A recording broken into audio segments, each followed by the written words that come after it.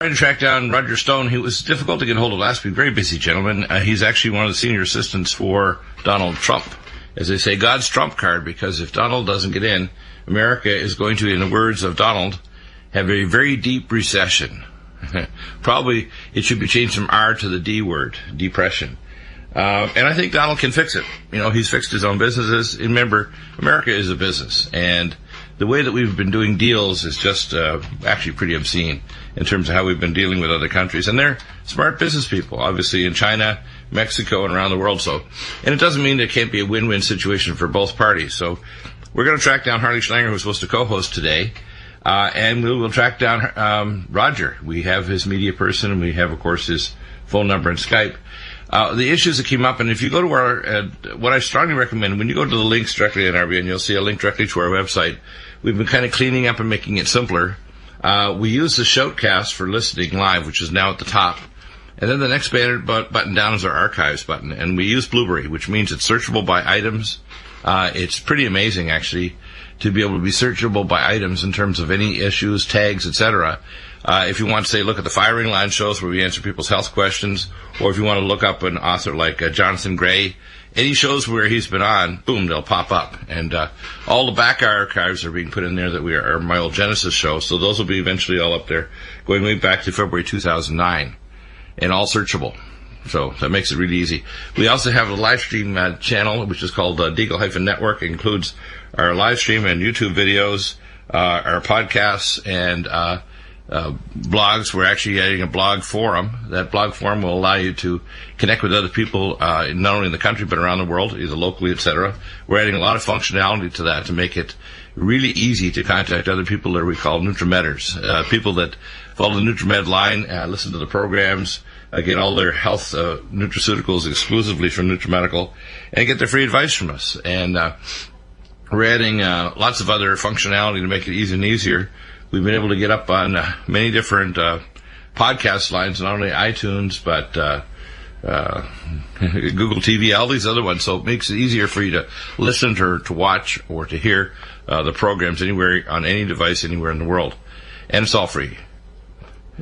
Wonderful. Great to have you on the program, Roger. We had an excellent interview, by the way, on Friday. You're an amazing gentleman, and you have deep insight on a lot of issues. Welcome, Harley, and you helped on some very insightful questions. Roger, welcome to the program. Delighted to be here again. I'd like you guys to start the dialogue off. You had some good questions last week. We answered on the live stream video. And by the way, after I put it up, within a few hours, we had almost 600 hits within 2 or 3 hours on our live stream channel. So obviously people want to know this information. Harley, go ahead and ask the questions that you think are important for this election cycle, and for the reason why the only candidate, literally probably in a very long time, that can fix America is Donald Trump. Go through your questions. Well, I have just a couple of general points that Roger can make. And I can't stay on very long, Bill. I'm losing my voice today. You should have had some NutriMeds beforehand, and then you keep your voice. We'll give you some Silver 100. Just call us and we'll send you some. How's that? But I think the most important question here is something that Roger has made a central feature of his concern, which is that the establishment is bankrupt. Their economic policies don't work, their war policies don't work, and they're using the war and the economic crisis to move toward a police state. And it's from that standpoint that there has to be a fight against this establishment. And what Trump did to the Bush machine, at least in the first go-round, was extremely important. But, Roger, I'd just like to get you to give us your thoughts on the fact that the Bush machine has not gone away yet, that they're still very much involved in this fight as part of the Republican establishment, the Cruz campaign, and I wouldn't be so surprised to see them backing Hillary. So I'd like your thoughts on that. No, I think you're exactly right. As we know, the Bush family and the Clinton family are in it together. They're both globalists. And while those two families have gotten extremely wealthy, the rest of us have gotten poorer. And their policies are designed to enrich themselves and their cronies, but to impoverish the American people and destroy our job market and our economic future. The Republican establishment and the Democratic establishment are really the same. Both parties offer us the exact same thing. Endless war, erosion of our civil liberties, massive debt and spending, not to mention borrowing, big bank bailouts, a foreign policy that is, at best, entirely incoherent in terms of what we're trying to achieve and what our standards are. So I believe that the rise of Trump is a repudiation of all of these things. It's a repudiation of 30 years of bad decision-making. Doesn't matter whether it's Bush, Clinton, Bush, Obama, everything pretty much remains the same. That's why you see this level of hysteria in the mainstream media about Donald Trump. Oh my God, he's a bigot, he's a racist, he's a madman, he's mentally unbalanced. None of those things, of course, are true. Could never have built a multi-billion-dollar international company if any of them were true. So what really bothers the establishment more than anything else is the fact that Trump is not soliciting and will not accept their campaign contributions, meaning you can't buy a piece of Trump. He's not for sale. He is unbuyable. You can't bully him. You can't buy him. You cannot affect his thinking with the dollars. And that drives the lobbyist set and the donor class completely insane. The mere uncontrollability of Donald J. Trump. That's amazing, isn't it? There are a couple of issues and also Dr. Bill, the second part of the question that I'd like Roger to take up then is that with Jeb out of the race, besides the Hillary connection, it's really clear that there's a Bush connection to Cruz, both to Heidi Cruz and to Ted Cruz, and I think that's really important with the situation coming up with Kasich and Cruz sort of bundling together a little bit with the establishment to try and stop Trump on the first round. So I'd like you to just go through the Cruz connection to the Bush family. I'm happy to do that. You're exactly right. The Bush family is front and central in the Stop Trump movement, in the Never Trump movement. Just because Jeb's presidential ambitions have been thwarted does not mean that they're not warming up George P. Bush, the Texas land commissioner, Jeb's son. He will now run for lieutenant governor, then president. Neil Bush, this is amazing to me. Neil Bush, George W. Bush's brother, you remember him. He's the one who defrauded U.S. taxpayers out of $1.5 billion. Spent not a day in jail, not a day, and now he's back to serve as co-chairman of Ted Cruz's finance committee. Ted Cruz is not a conservative. Ted Cruz is a Bush family retainer. He was George W. Bush's chief issues advisor the entire year he was running for president and the first year of his presidency. It was Ted Cruz who recruited John Roberts to the Bush administration. It was Ted Cruz who is the mastermind of the Bush v. Gore legal tactics in the U.S. Supreme Court surrounding that recount. So the idea that the Cruzes are outsiders or nationalists is false. Heidi Cruz was the top deputy for Condoleezza Rice at the time that they lied us into war at the NSC. Then she went over and became top deputy to Robert Zoellick, who is a neocon warlord, later appointed head of the World Bank. And then both Heidi and Zoellick depart for Goldman Sachs. Now, Goldman Sachs, as you may know, is the Wall Street bank that you and I bailed out with our tax dollars.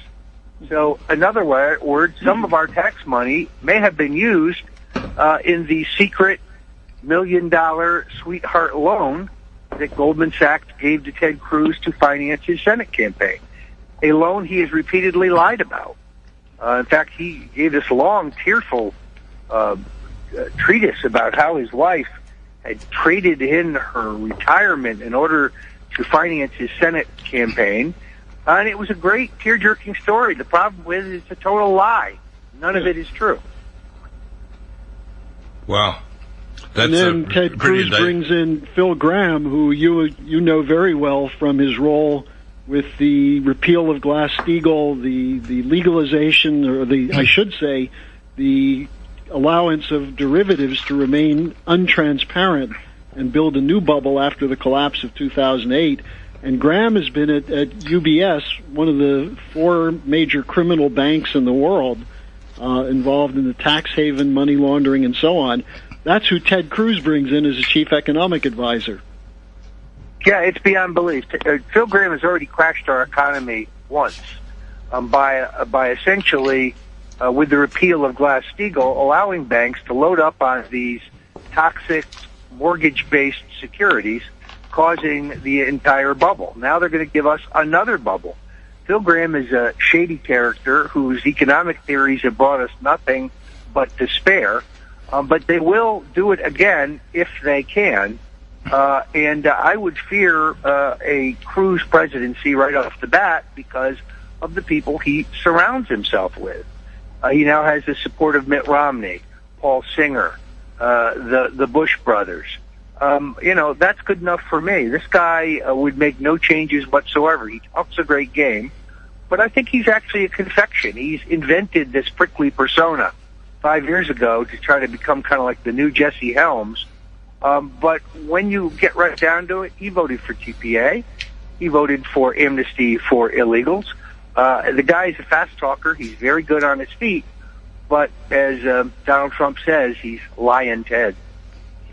And you mentioned Zellick. Heidi worked for Zellick. He was the one who started the negotiations of what became the Trans-Pacific Partnership and the TTIP, which is the European partnership, that Obama was just selling so hard in Germany yesterday.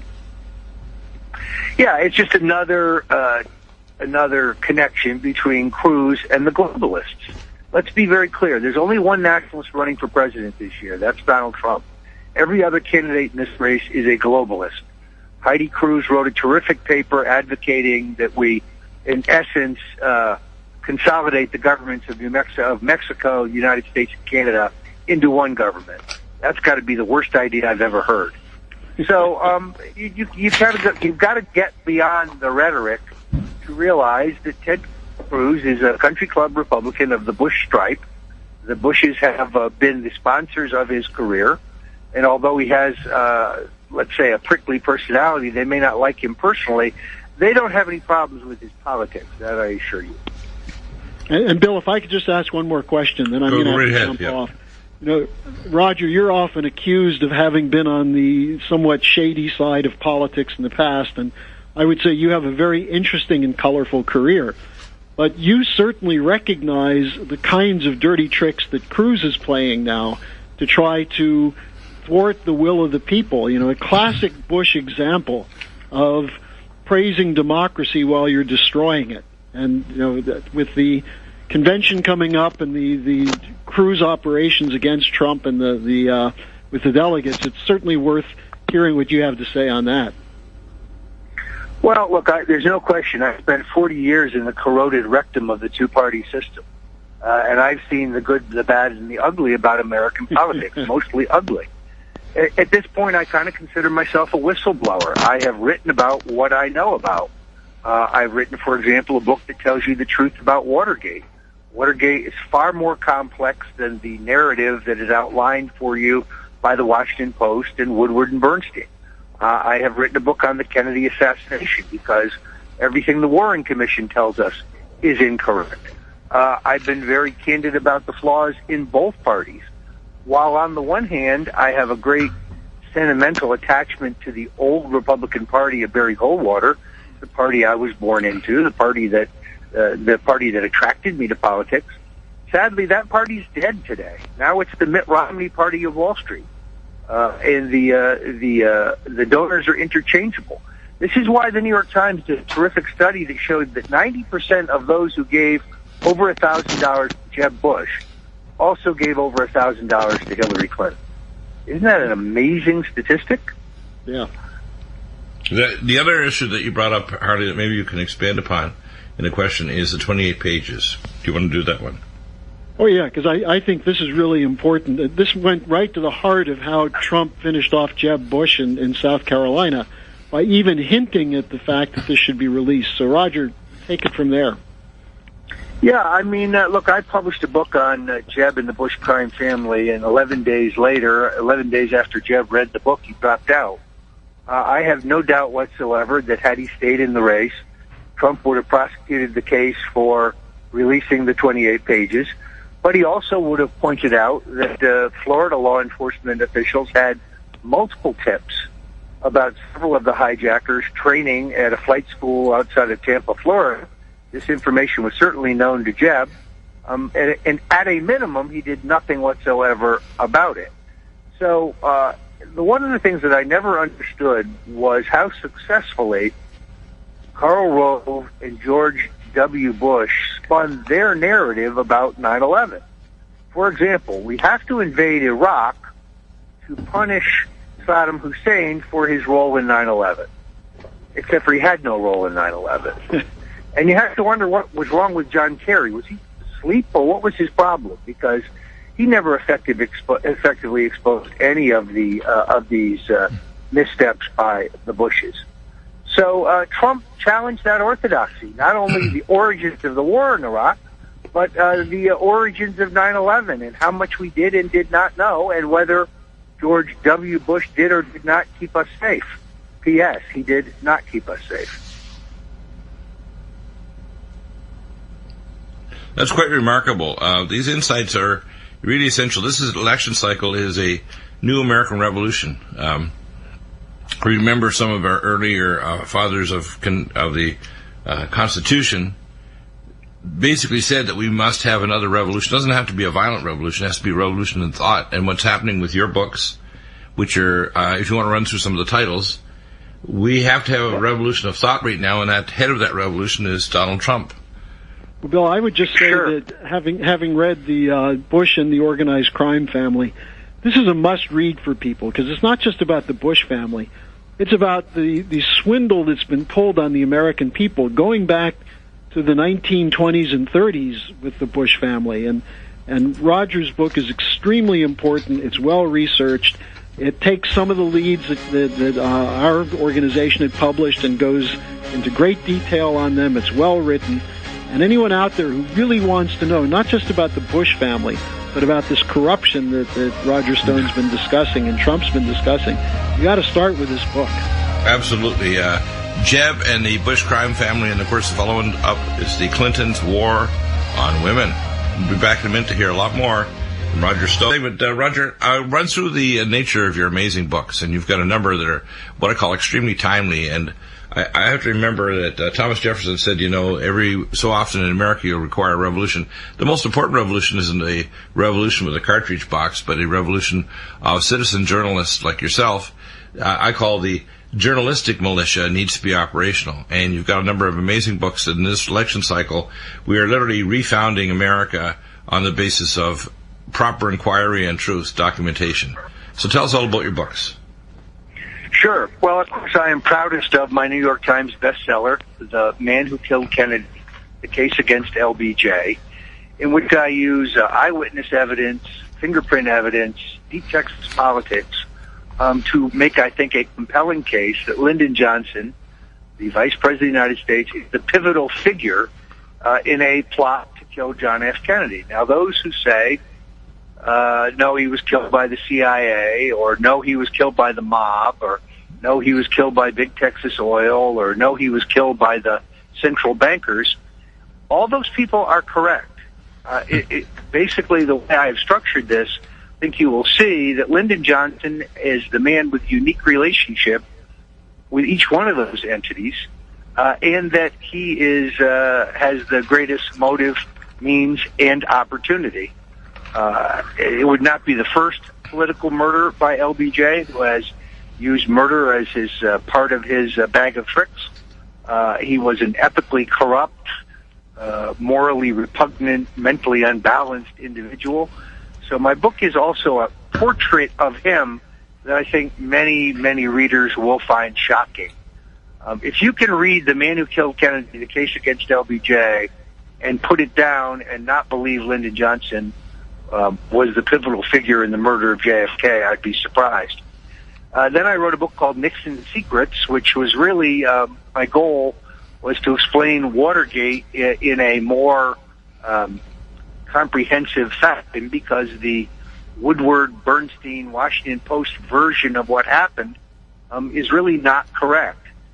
Richard Nixon ran afoul of some very powerful people in our government because he wanted peace and they wanted war.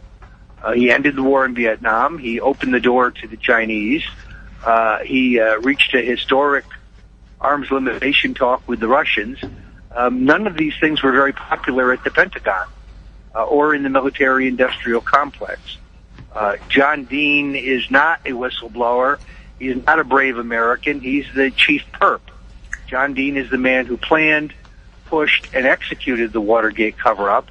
And then when it started to unravel, he very skillfully blamed others. So, for example, John Dean, in his most recent book, Nixon's Defense, which he claims is the definitive book on Watergate, he omits his taped conversations with Nixon on March 17th, 18th, 20th, and 22nd. They're airbrushed out of history. They don't exist. That's because if you listen to them, you can figure out very easily that John Dean's the man who planned the Watergate break-in. And John Dean is the one who was coaching Nixon on the cover-up, not the other way around. Amazing. Also, of course, there's other parts of this Watergate scandal that you wrote a book also regarding Dorothy, an amoral and dangerous woman, the murder of E. Howard Hunt's wife. How does that tie into this? Well, St. John Hunt is actually the author of that book. I was privileged to write the foreword, the introduction for it. Right. There is little question that Dorothy Hunt, who was the wife of E. Howard Hunt, the notorious CIA operative and Watergate burglar, she was, I believe, murdered in a plane crash outside of Chicago. She had over $1 million in cash with her, not the $50,000 that has been reported. Interestingly enough, the FBI was on the scene of the plane crash before the NTSB, which is very odd. It's further proof to the theory that she was offed because she knew too much. Now, there's also I call a report we didn't talk about, a book that you didn't talk about on the Friday interview, the Benghazi Report, Review of Terrorist Attacks in U.S. Facilities in Benghazi, Libya, September 11th and 12th. And when we come back, I'd like to get into this and other books because Benghazi ties back to Hillary Clinton and her role in Libya and Benghazi. And yes, I think this is important to kind of open up this can of worms, which I'm sure Donald will go to town on Crooked Hillary when they get into the real campaign. Back in a moment with Roger Stone. Benghazi Report with Roger Stone. Of course, you can obtain that. It was apparently put out on March 11th, 2014. This is a very important book. Tell me what you've accomplished and found in your analysis, Roger, on the Senate Committee report on intelligence dealing with Benghazi. Well, I address Benghazi in both this book and also my book, Clinton's War on Women. Several things are very clear. First of all, the idea, the notion that the attack on our mission was caused by an anti-Islamic video that was allegedly shown one time in Turkey, that is a falsehood that was invented by Sidney Blumenthal. Sidney Blumenthal is a hatchet man for the Clintons. He is so vile. He was so rough on Barack Obama during the time that he and Hillary ran against each other for the Democratic presidential nomination, that Blumenthal was barred from the Obama administration for a job. Hillary was told she could hire anyone at stake she wanted, but not him. Wow. We now have a memo, which has been retrieved from her email, in which he suggests to her that she used the excuse of this alleged video in Turkey as the cause of the attack on our mission. Now, let's be very clear. The attack on our mission was a precision military operation. This was not some rabble, not some crowd that lost control. And our ambassador asked for reinforcement to the facility, security upgrades, if you will, on 61 separate occasions. Interestingly, the CIA annex, which is only about 2 miles down the road, asked for the same reinforcement which they received. They repelled an attack that very same night without any loss of life. But our men in Benghazi were not so fortunate.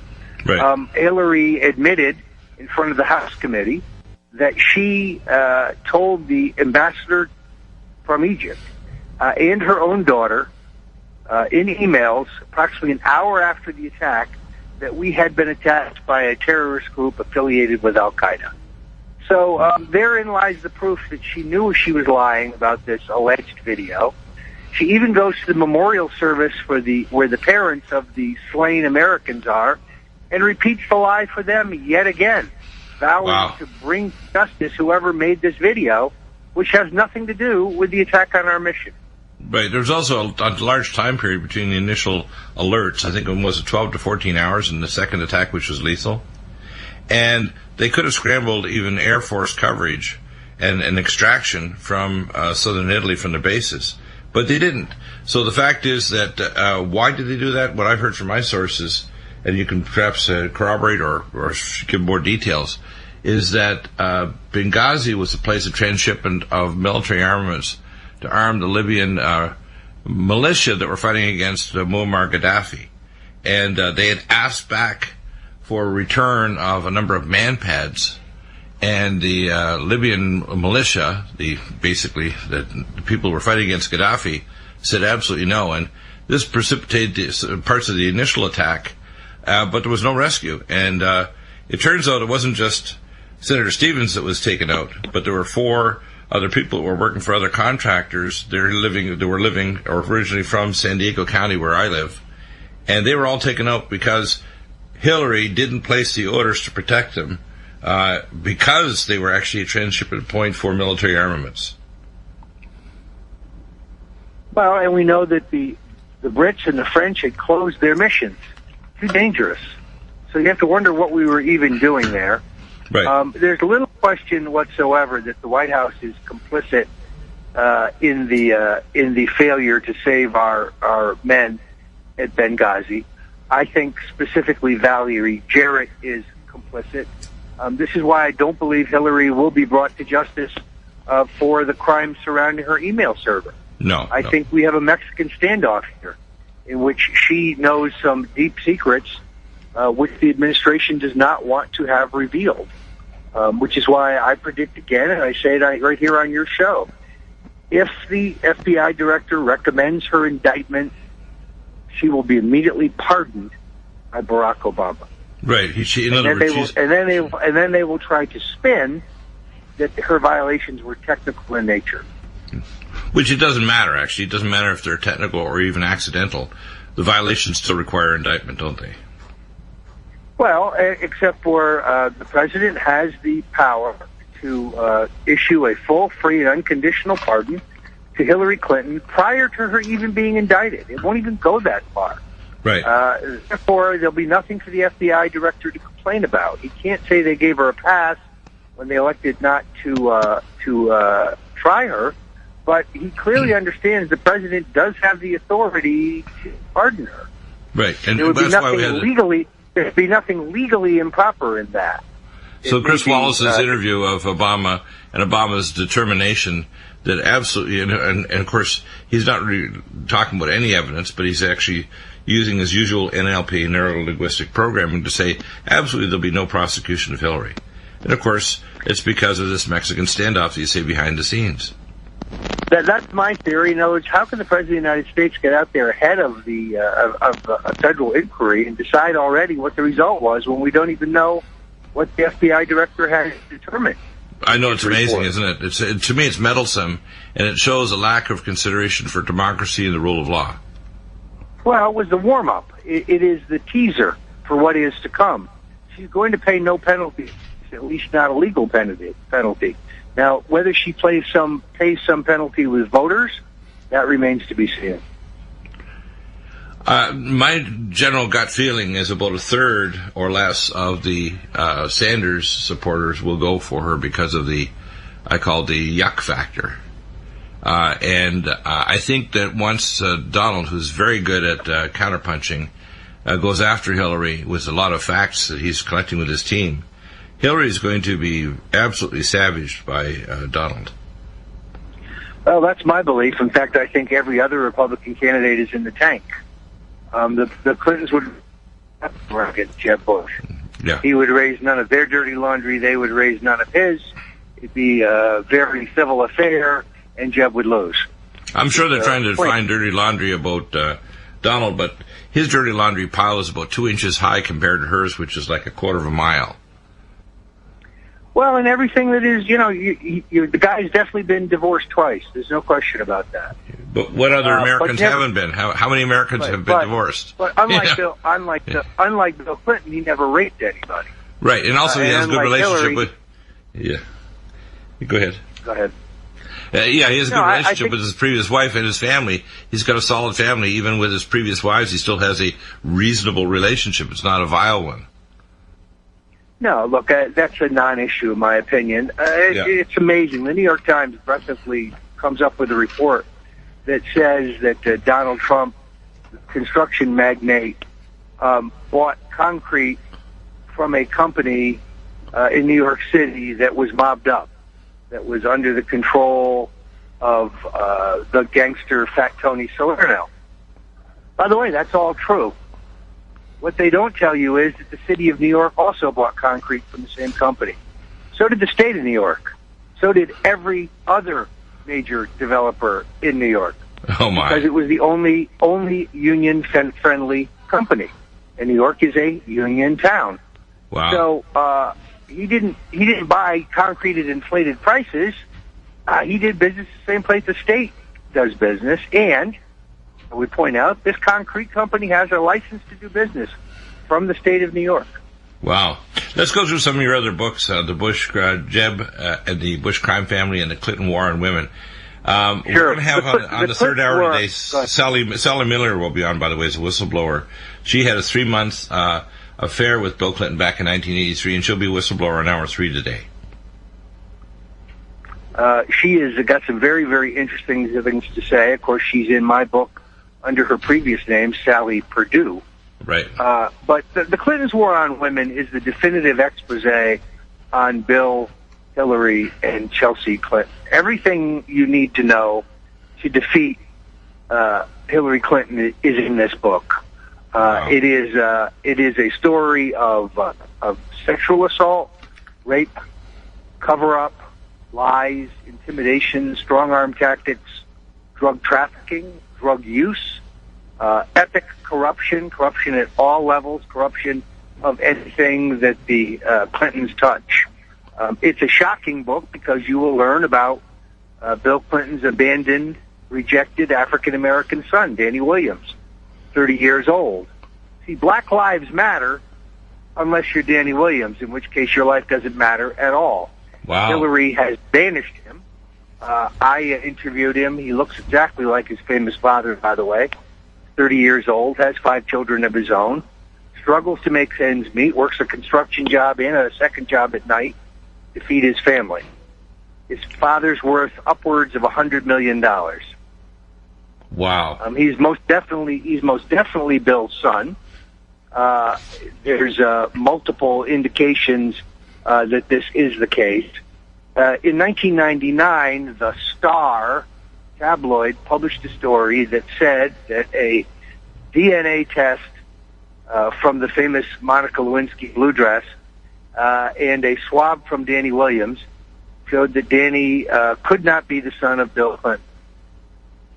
The Washington Post picked the story up from the Star, and then the Associated Press picked it up from the Washington Post. Here's what the Washington Post and the AP did not tell us. The Star tabloid was owned by a man named Robert Altman. Altman is the Georgetown classmate of Bill Clinton. He was also the Deputy Assistant Secretary of the Treasury under Bill Clinton, forced to resign under an ethical cloud.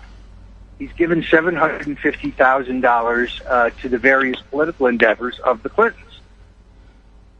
Today, the Star tabloid is owned by American media, Mr. Altman having sold it some time ago.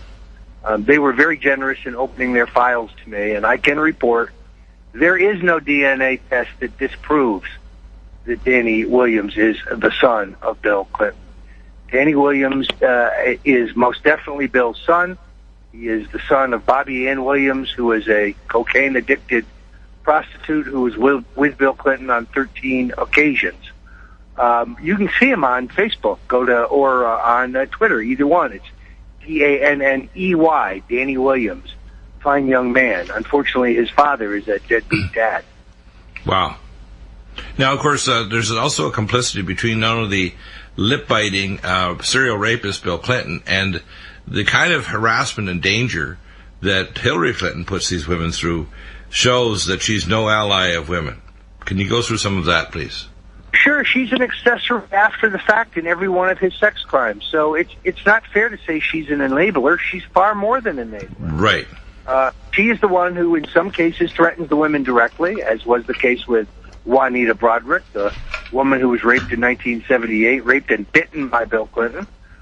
In other cases, she hires the heavy-handed private detectives who then pressure these women, bully them, intimidate them, most cases out of testifying or out of going public. So the idea that Hillary is an advocate or a supporter of women is nonsense. Bill assaults them physically, and then Hillary assaults them psychologically. Right. In fact, according to the reports from Sally Miller, she said it was the harassment from Hillary that made her leave to go to China for a number of years. And so much of her credentials deal with the fact that she was quite successful in China. But Hillary was the force that drove her there. And many of the women were, given death threats, legal threats, all kinds of things, terrible things happened, constantly followed. She's a very dangerous woman. And one of the comments she made last year about Obama, that he doesn't have his hand on the tiller of America, if she got into power, God help America. Be very, very dangerous, because she's not liberal or a progressive. She is just totally and thoroughly corrupt. Right. It's about the money. She will sell out the country for money. We saw this when they traded campaign contributions for our defense secrets through the Loral Corporation. Right. This is not a new play for the Clintons. I hate to say it, but the Washington Republican lobby class, the lobbyists, they'd rather have Hillary than Donald Trump. Well, I heard the comment by Mitch McConnell made that comment. Please continue. Yeah, I mean, look, they know you can't buy Hillary, but they know you can rent her. In Donald Trump's case, you can't buy or rent him. He's not for sale. He is very much his own man, and that drives them crazy. Yeah, I think there's an interesting, and I see not only Trump as what I call a very energetic man, but I see him as superior intelligence, honesty, and a determination that when he tackles a job, he's going to be number one. And, like his son commented the other night when I was watching Hannity on Fox News, and you can see his family around him. Like, they totally rally around their father, like, this guy is the best father, the best corporate leader, the best person that could ever run America. People need to grasp that, just how much of a blessing it is to have a man like this that can rally other good people to get things done and get America, and not just America, on track. If America goes down the toilet, the whole world is in danger, isn't it? Yeah, I mean, Donald Trump has the size to be president. I don't mean physical size, but he doesn't need this job to be a success. He's already an incredible success. Right. He doesn't need this job to be somebody. He already is somebody. He's probably the best-known businessman in the world. Right. In other words, he doesn't have to. People assume because he's bombastic that he's narcissistic or he's an egomaniac. And I tell people there's a difference between competency and narcissism. Most people that are narcissistic basically feel incompetent and try to use narcissism a way of kind of shielding the fact that they feel inadequate. He doesn't feel inadequate, does he? No, not at all. He's one of the most confident, can-do people I know, and he's got a proven track record of actually accomplishing things, taking on complicated, expensive problems and fixing them. Right. It was for the first time ever, you would have a president who was actually capable of cutting federal spending. Because we always talk about it, and I worked in the Senate, I worked in the House. I can tell you, every wasteful dollar in the federal budget was put there by somebody. And that somebody, whether it's a senator or a congressman or a lobbyist, they will fight to keep it there. And the way that you thwart that effort to cut is through special interest influence. Exactly. Oh, Mr. President, we can't cut that. Those folks gave us $2 million for your campaign. Isn't that terrible? Yeah. You don't Exactly. We'll be back for another short segment with Roger Stone. Get these books, Jeb and the Bush Crime Family, The Clintons' War on Women, and The Man Who Killed Kennedy. This is amazing. You want to also look at their live stream video. You can go to the Deagle-network.com. They're searchable. You can also go to our live stream channel under Geopolitical. We'll probably try to get you back in the next few weeks, Roger, to discuss after this next cycle, because some of the dirty tactics of Cruz and Kasich, the move forward. This is a most critical time in not only American history but world history. The whole world is looking at this election about what's going on, whether America is going to turn good or bad. Can you cover some more issues about Lion Ted? I mean, he really is creepy. My wife's comment, she's a social genius. I have the social IQ, I think, sometimes of a pet rock. But, I have other skill sets. But she said, that Ted reminds her of the vampiric grandfather of Eddie Munster. He's creepy. He scares me. He makes my skin crawl. You mentioned a comment on the video live stream last Friday about Ted, Lion Ted. He is scary, isn't he? Yeah, look, I think the guy is a total confection. I just think he's the Manchurian Canadian candidate, if you will. Right. Very carefully styles himself as a constitutionalist. I was aggravated because, as you may know, I have now been officially banned at CNN. Oh, really? I find that troubling because that's a Soviet-style move. I'm banned because I'm politically incorrect, yet he has been on the air with Anderson Cooper twice in the last 2 weeks, attacking me by name. Really? For stuff I have nothing to do with. So just remember, this is a guy who planted the story with CNN that Dr. Ben Carson was getting out of the race 2 hours before the Iowa caucuses started, and then they contacted his campaign contact with a pre-identified list of supporters of Ben Carson, tell them, your candidate, CNN is reporting your candidate is out of the race. Wow. Switch your vote to Cruz. So that's what's called a dirty trick. Right. Yet he's whining about dirty tricks being supposedly perpetrated on him, when in fact he's the trickster.